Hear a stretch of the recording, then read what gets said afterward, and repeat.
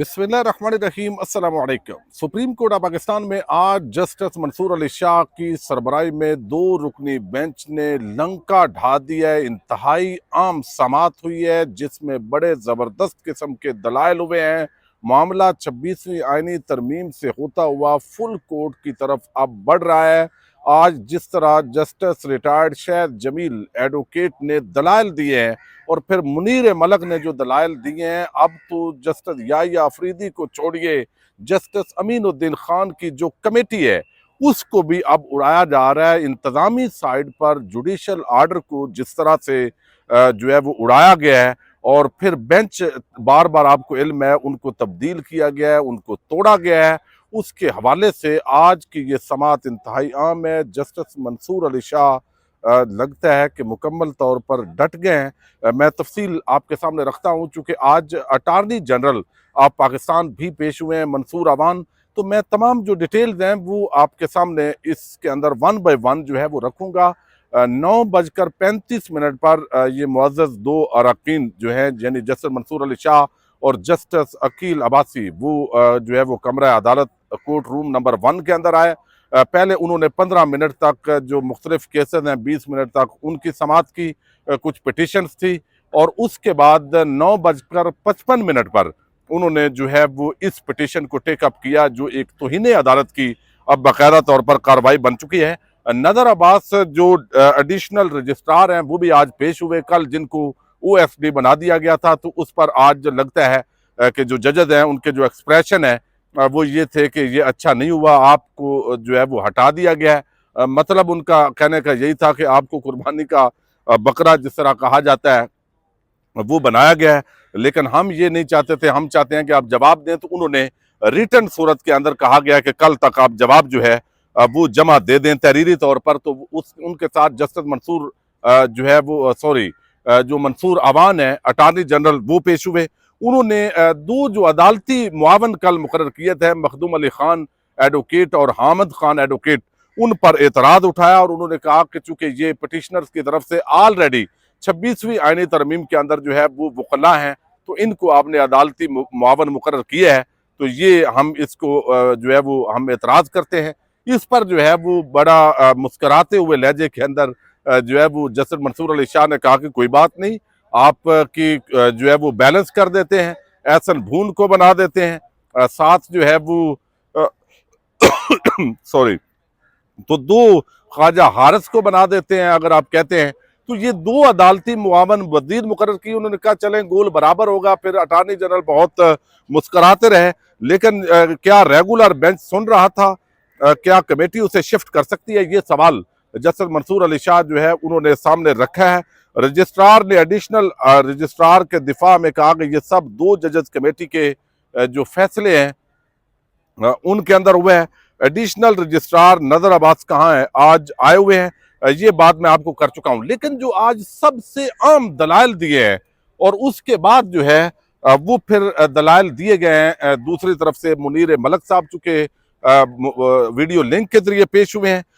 तो ये पूरा जो केस है उसकी जो सूरत हाल है और जड़ है उसको ही तब्दील करके रख दिया है। मैं समझता हूँ एक तो कहा गया है जस्टिस शहद जमील, आपको इल्म है ये लाहौर हाई कोर्ट के वो जज थे जिन्होंने दबाव पर इस्तीफा दिया और फिर उन्होंने वो शेर भी लिखा था जिसके अंदर एक गैरतमंद बंदा जो है वो बताता है कि जनाब हम तो गैरतमंद है और हमें इस तरह का ओहदा नहीं चाहिए। उन्होंने बड़े ही जबरदस्त दलाइल दिए हैं। उन्होंने कहा है कि पेशावर में भी इसी तरह बेंच तब्दील हुआ। कुछ उन्होंने जो है वो कॉन्स्टिट्यूशन ऑफ पाकिस्तान के रेफरेंस दिए आर्टिकल्स के साथ। उन्होंने कुछ प्रेसिडेंट्स रखी अदालती, उन्होंने उसके अंदर फिर फुल कोर्ट की इस्तदा की कि ये फुल कोर्ट के अंदर मामला जाना चाहिए। जो असल चीज इन्होंने मोड़ी है वो मैं आपको आगे चलकर बताता हूँ। जो सारी कमेटियों के तहस नहस कर दिया इन्होंने, जो प्रैक्टिस एंड प्रोसीजर एक्ट के तहत कमेटीज बनाई गई हैं। अब यहाँ पे इन्होंने कहा कि पेशावर में भी इसी तरह बेंच तब्दील हुआ था। फिर जस्टिस कादी फायद ईसा ने एक नोट लिखा था, सुप्रीम कोर्ट में जो रोस्टर एक दफा बनता है वो तब्दील होता रहता है। यहाँ एक केस की समात एक बेंच करता है, दरमियान में बेंच तब्दील होता है और कभी बेंच से एक मुअज़्ज़ज़ जज को निकाल दिया जाता है। एक यानी जो अभी हुआ है, एक केस चल रहा हो उसको बेंच से वापस नहीं लिया जा सकता। वकील शहद जमील मतलब ये कि जब एक केस शुरू हो गया तो उसकी वापस नहीं हो सकता, जहां सवाल उठेगा वो केस लिया भी जा सकता है। सवाल इस सूरत में उठेगा कि अगर केस बेंच के सामने ना हो बल्कि वो कमेटी के सामने हो। पहले सारे केसेस सेक्शन 2 की कमेटी के पास जाएंगे, यानी 2 के आर्टिकल जो 2 है इस 26वीं आईनी तरमीम जो हुई है, अभी तक 2A की कमेटी की एक्सरसाइज रही है कि कमेटी रेगुलर बेंच ही बनाएगी। ये प्रैक्टिस एंड प्रोसीजर एक्ट की बात हो रही है। 2A में कमेटी बेंच तब्दील कर सकती थी इस सूरत में जब केस किसी सूरत में ना हो, आईनी यानी कोर्ट में ना हो। आईनी बेंच को जुडिशल कमीशन ने नामजद करना है। सारे केसेस पहले मरकजी कमेटी में जाएंगे। ऐसा नहीं हो सकता कि सारे केसेस पहले आईनी बेंच की कमेटी को भिजवाए जाए। मतलब ये ओवरलैपिंग हमेशा रहेगी। ये मामला फुल कोर्ट की तश्कील के लिए कमेटी को भेजा जा सकता है। अच्छा, इसके अंदर जो बड़ा सवाल उन्होंने उठाया है कि प्रैक्टिस एंड प्रोसीजर जो एक्ट है वहां पर भी जो है वो आप जो पहली कमेटी है जिसके अंदर चीफ जस्टिस है, सीनियर प्यूनी जज हैं, फिर उनका नामजद करदा जज हैं, इनका कहना था शायद जमील साहब का कि ये कमेटी ही असल में डिसाइड करेगी कि कौन सा जो केस है वो आईनी बेंच की तरफ भेजना है, कौन सा जो केस है वो रेगुलर बेंचेस के अंदर जाएगा। लेकिन हमने यहाँ पे जो रूटीन देखी सुप्रीम कोर्ट ऑफ पाकिस्तान के अंदर वो तो ये है कि इस वक्त जो आईनी बेंच है वहां पे जो कमेटी 2A के तहत बनाई गई है वो कमेटी ही डिटरमन कर रही है। इस पर जस्टिस मंसूर अली शाह ने भी बड़ा मुस्कुरा कर उन्होंने कहा कि भाई ये तो मैं उस कमेटी का मेंबर हूं, अभी तक हमारे सामने तो ये मामला आया ही नहीं है, ये तो दूसरी कमेटी है जो आईनी बेंच के लिए तश्कील दी गई है, वही सारे केसेस फिक्स कर रही है, वही आगे दूसरी तरफ जो हमें भेजना है वही डिसाइड करते हैं कि वो रेगुलर बेंचेस की तरफ भेजना है। तो जो शायद जमील एडवोकेट हैं जो साबिक जस्टिस भी हैं, रिटायर्ड हैं, उन्होंने सबसे आम बाकायदा जो है उसको पढ़ के वो नुक्ता उठाया है जिसके तहत अब ये जस्टिस अमीनुद्दीन खान और उस कमेटी का उनका ये कहना है कि उसका ये इख्तियार ही नहीं है कि वो कमेटी ये डिटरमन करे कि कौन से केसेस आईनी बेंच के अंदर जाएंगे, कौन रेगुलर बेंचेस की तरफ जाएंगे, बल्कि इसका जो डिसीजन है वो भी overall practice and procedure committee की उसी कमेटी के पास है जो चीफ जस्टिस ऑफ पाकिस्तान जिसके मेंबर हैं, जिसके जस्टिस मंसूर अली शाह मेंबर हैं, जिसके फिर जो है वो अगले जो उनके नामजद करदा जज हैं वो उसके जो है वो मेंबर बनाए गए हैं। जिस तरह बार बार प्रैक्टिस एंड प्रोसीजर एक्ट के अंदर भी तब्दीलियां की गई हैं, ये वो नुक्ता है जिसने एक नया सवाल खड़ा कर दिया और इस पर बाकायदा फिर आर्डर भी लिखवाया गया है जस्टिस मंसूर अली शाह साहब की तरफ से और अकील अब्बासी साहब की तरफ से कि ये नया सवाल पैदा हुआ है। इस पर मजीद जो है वो अब बात होगी कि ये मैं उस कमेटी का मेंबर हूं, हमें तो वो मिलते ही नहीं है।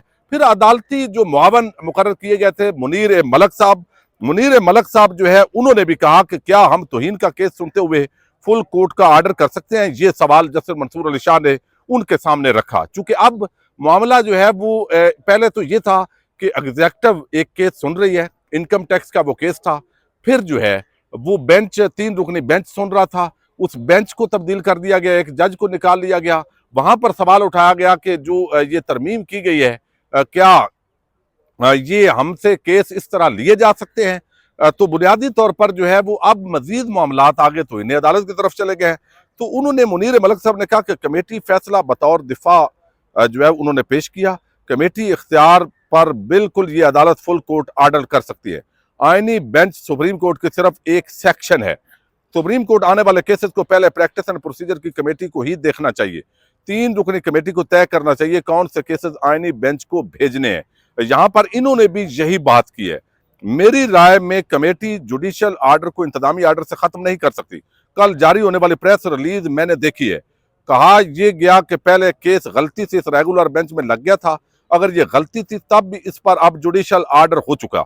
अब जुडिशियल आर्डर को दूसरा जुडिशियल आर्डर ही बदल सकता है। ये मामला अब अदलिया की आजादी से जुड़ा है। मामला हमेशा के लिए हाल फुल कोर्ट हो सकता है। मुनीर मलक के दलाल जो है वो आज मुकम्मल हुए हैं। फिर हामिद खान साहब ने मुख्तसरन इसी तरह की बात की है।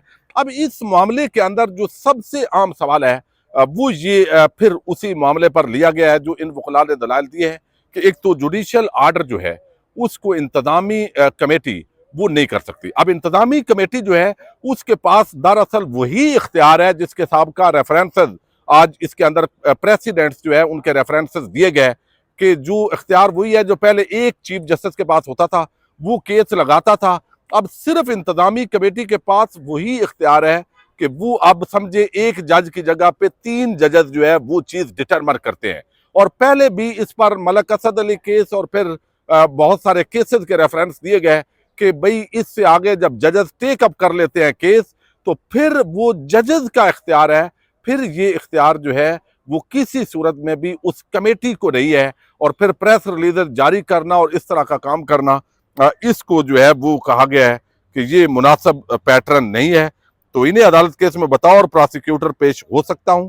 अटारनी जनरल कानूनी सवाल पर अदालत की मामनत 27A के तहत कर सकता हूं। तो इन्हें अदालत केस में बताओ और अटारनी जनरल मेरी पोजीशन मुख्तलिफ है।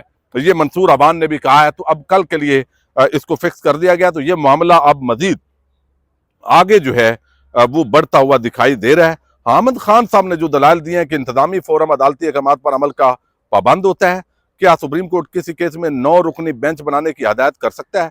जस्टिस मंसूर अली शाह, अदालत 9 रुकनी बेंच बनाने का हुक्म तो दे तो उस पर अमल करना लाजमी है। कोई आईनी सवाल आए तो रेगुलर बेंच भी समाअत कर सकता है। सुप्रीम कोर्ट आइन के मुताबिक ही कायम की गई है। आइन में लिखा है सुप्रीम कोर्ट में चीफ जस्टिस और दीगर जजेस होंगे। क्या हमारा शुमार दीगर जजेस में होता है? जस्टिस मंसूर अली शाह, क्या हमारा शुमार अब तो शायद हम दीगर जजेस ही रह गए। Justice Aqeel Abbasi, attorney general वैसे पूछ रहा था कि हम जजेस का हिस्सा हैं। जी बिल्कुल आप हैं। वैसे पूछ रहा था कि आजकल कुछ पता नहीं चलता।